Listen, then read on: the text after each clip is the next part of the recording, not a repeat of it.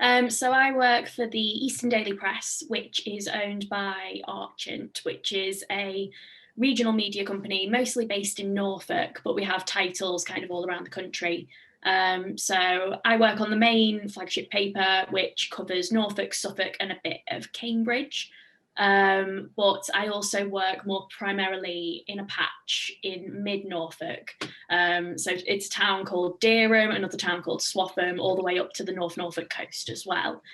And I've been here since August 2018. And so have you recently faced kind of any backlash from your work whatsoever?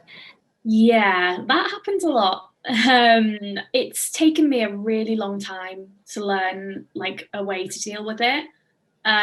So we have an open comment section on a lot of our stories, unless it is something that legally we can't have comments for, or if it's a little bit more of a contentious subject, which might hurt the person that the story is about. So we have open comments there, and then there's also Facebook and there is Twitter as well. We're all kind of encouraged to be really like out there on social media and post our stories, and with that comes a lot of backlash from people who might not necessarily agree with the story, understand the story, and things like that.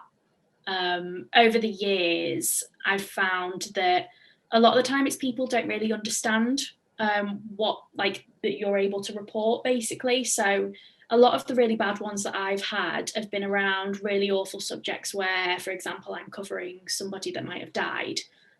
So going to an inquest and covering the reason that they died, and the family doesn't really understand that we're allowed to be there, and they just see it as us kind of just like really bothering them at a time where it's obviously really difficult, and we understand that, but it's come to a point where I've had private messages on my personal Facebook telling me a number of things which I probably shouldn't say, but basically just asking like, how can I sleep at night? And I haven't had any like death threats, but I know a few of my colleagues have in similar situations.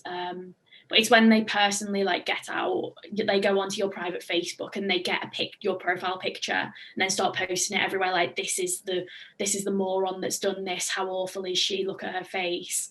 It's when they do that it gets quite difficult. And more often than not as well, would you say that it's kind of when someone's twisting your words as well and kind of making it look like you've portrayed a story in a certain way, even though you haven't? Yeah, a lot of the time they'll say, like, if there's a headline with a quote in it, they'll think that's your quote when it's actually you're quoting someone else. And they'll come at you saying, why have you portrayed this story in this way? And then you just have to say to them, look, I'm a journalist. I gathered the information and put it in a story. I didn't force this person to say that. It was their opinion when I asked them a question. But we get, obviously there's the more sad ones that I've just talked about, but there is a lot of trolls as well. And they're just like waiting for that one typo or just something that they don't agree with, and they just absolutely hound you, especially if it's political, I've found. Obviously everybody's so accessible these days, and it's like, you know, you can find out so much information in such a short space of time. And do you think sometimes that readers might use that, you know, for negative purpose for journalists? I guess like all of my personal accounts, like my Facebook, I made that as private as it can be, other than like posts where I'm asking for information or any like big moments in my life, like I keep them public. But I don't know, like I guess with being a journalist, you've got to take that. You're someone that is going to be a little bit more public, and it kind of comes with the job, and I do understand that. It's just trying to almost separate that public version of yourself and obviously the private. But it can get very intertwined. It can get very weird, especially when trolls use that information that you've put online, I don't know, when you were in uni, and then they bring that out and say, oh, but what about this? How can you report on this when you've said something else in the past, or things like that. But yeah, I guess I just kind of understand it. I think I kind of knew that when I went into the job that things would be a little bit more accessible for people, and I'd be more of a kind of someone that they can fire their words at and use to basically just vent. So how do you interact with them? Do you ever find yourself kind of replying to comments, just being like, look, I didn't mean it like that, you know, trying to justify yourself, or do you just leave it? Yeah, so it depends, to be honest. Most of the time it depends what day it is. If I'm having like a really tough day, I will just not bother looking at the comments section. But most of the time when I'm feeling okay, I will have a look at the comments. And if it's something that, if they're, for example, attacking the news organisation I work for or my integrity, and I know that that's wrong, I will respond to them. Or if they say something about a story which isn't accurate and you can tell they've just read the headline and not the story, again, I will reply. And you know what? 9 times out of 10, once you respond with them and you tell them how things work, 9 times out of 10, it is absolutely fine. They go, oh, thank you. I've learned something new. Thank you for letting me know.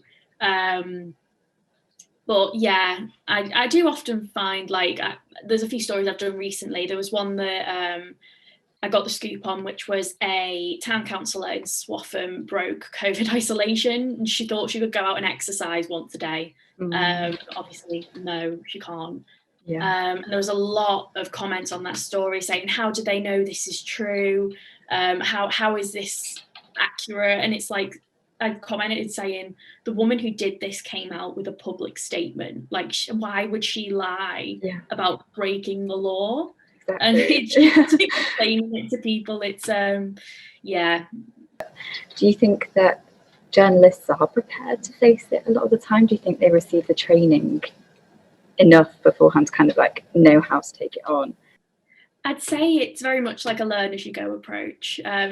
You've got to almost learn to have a really thick skin, and that's something that I didn't have growing up and in uni, and it's something that I've kind of had to learn definitely over the years. But then again, I don't know what there would be to kind of prepare people for that. It's a very bizarre situation to be in, I think, and it's just about believing in yourself, I'd say. So if you see all of these comments of people coming at you, if you know that you've done absolutely everything you can with that story, you've spoke to all the right people, and you know that you've wrote a really sound story, you've just got to think they don't understand, what they're saying is irrelevant. And that's how I've kind of learned to think about it, really. But it's something, I don't think you can really prepare people for it. Just learn as you go. How do you feel like it impacts your sort of daily way of thinking, like your mental health? Do you know what? Like, a lot of the time, it can really affect you. It really, really can. I mean, I have, more than happy for you to put this anywhere. I have depression. I'm on antidepressants. It was something that I was on in uni for other reasons. But you do find, like, if you are having a bit of a wobbly day and you start getting these comments, it does get very difficult. And I've had multiple conversations with my editor and my mentor where I've just been in floods of tears, like, why is this happening? And you do get days like that. And it does really affect your mental health, especially through the pandemic too. So, a lot of the time in the pandemic, when you speak to wellbeing professionals, their first bit of advice for people is to not look at the news too much.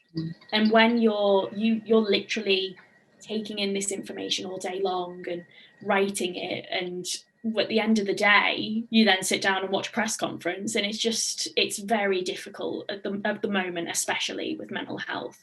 It's very hard to switch off, I think. I sometimes speak to I've got they're a really good bunch here, a really good team, really good management. And it's difficult because obviously you can't just like delete your social media like what you would do in uni, where you just have like a digital detox. Like, I physically can't do that because of my job. But it's just about working with other people and speaking to them about what works for them, and trying different things. So like, we've got this spare bedroom, and we'll often, like, because I live with my partner, he also went to LJMU, and this room, like, we just close the door at the end of the day and just try not to talk about work.